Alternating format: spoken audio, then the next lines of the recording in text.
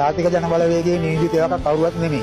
අපි අපේ තාත්තලාගේ කාලේ ඉඳලා ශ්‍රී ලංකා නිදහස් පක්ෂයට වැඩ කරලා මෙදා මාලිමාවට ඡන්දය දීපු කෙනෙක් මම. අවංකවම කියනවා නම් ඒ ඡන්ද දෙකම දිනුවා ඒකට වැඩි ඉහළම ජයග්‍රහණයක් මේවා මේ බලස්කාන්තෙන් ගන්නවා. හරි. මේ රජය බිම දාන්න බැහැ කියලා මම කියනවා අවුරුදු 10කට.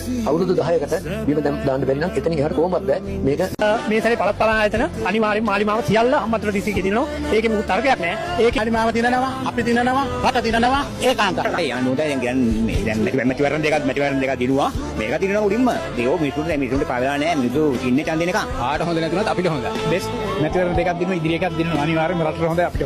හරි. ඇත්තටම කියනවා මම මේ ජාතික ජනබලවේගයේ නියෝජිත එකක් කවුරුවත් නෙමෙයි. අපි අපේ තාත්තලාගේ කාලේ ඉඳලා ශ්‍රී ලංකා නිදහස් පක්ෂයට වැඩ කරලා මෙදා මාලිමාවට ඡන්දය දීපු කෙනෙක් මම. අවංකවම කියනවා නම් ඒ ඡන්ද දෙකම දිනුවා ඒකට වැඩි ඉහළම ජයග්‍රහණයක් මේවා මේ බලස්කාන්තෙන් ගන්නවා. හරි. ගෝසුදු ජය වේවා. කට තියලා කියනවා. කට තියලා කියනවා. මේ ආනු සුකුරේ